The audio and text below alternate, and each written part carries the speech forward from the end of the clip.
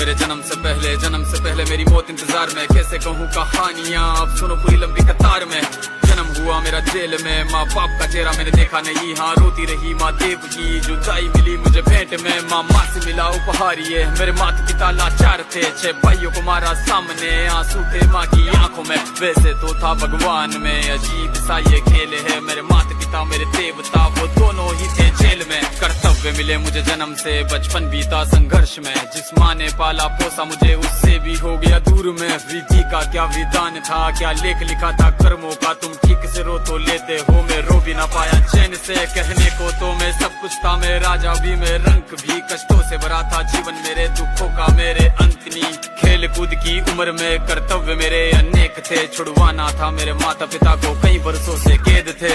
धर्म के चलते कर्म से वो वृंदावन भी छोड़ दिया। मथुरा की उन गलियों से भी अपना दामन मोड़ लिया।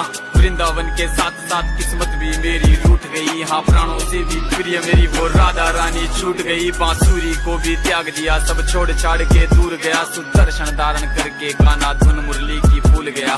धर्म बचाने की खातिर अब हस्तिनापुर को चला गया। मैं माखन चोरी करता था, कभी न्यायाधीश बन गया। समय का चक्र अजीब था, मैं जीत के भी हार गया। धर्म बचाने वाले को दुनिया ने कपटी बता दिया।